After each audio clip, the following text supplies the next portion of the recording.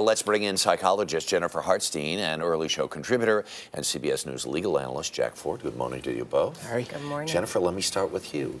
What would prompt somebody to do something like this? It's a really interesting question that we're all kind of trying to figure out. She did admit that there were some personal setbacks going on in her life, that she was potentially reaching out for some sympathy. That's one reason. Clearly something much deeper than that is happening. Did she have, is this like a link to lots more trauma? Is this a problem of lying that is, we can reach back into her past and also find we don't know. You know, is it a psychotic break? I don't know. There's all of these questions that really something really is messed up with her reality testing, and she doesn't have the skills to ask for the help she needs, which leads to these very big problematic behaviors. Because here's a person who's in public, right, and then goes to the police, would have, you know, the cognitive ability to know that there are consequences of that kind of an action. And then when the police do what they do, that she knows they're going to do, and they find out.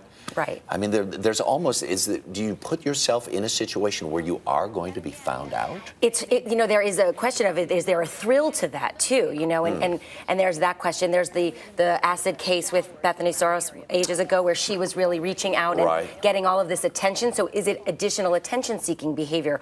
All really interesting questions. To me, it's really a skills deficit. She's asking for sympathy and going really big and broad, having a break from reality to think about what the consequences are going to be when she does this behavior. Yeah, well, going way too big for when the answers are probably in a much smaller sort of venue. From the standpoint of the law, if you go to the police and you say, this happened to me not once but twice, and it turns out not to be true, the law doesn't look at that as an act of whimsy. Now, a lot of people are surprised, Harry, that that's actually a crime. You know, we're all familiar with the notion of perjury. You know, you swear to tell the truth in a courtroom, in a deposition before a grand jury, and you lie. That's an easy one, and historically always been a crime. But we've seen over the years that most jurisdictions also say now, look, if you're being questioned about an investigation, an official law enforcement asking you questions, and you lie about it, as long as it's something material, something important to them, not a detail.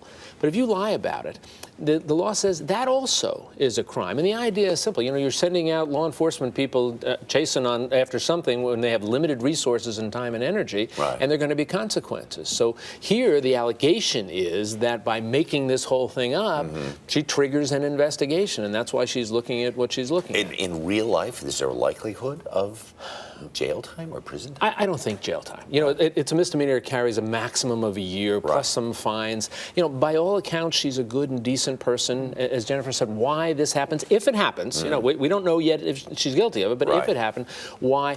I would think if I'm her lawyer, I'm going to argue, and I think the judge would be sympathetic to this. Look, some problems here, probation, let her deal with whatever these problems are. There's no need to put somebody like this in jail. I wouldn't anticipate it. Jack, Jennifer, thanks so much. All right, sad story. All right.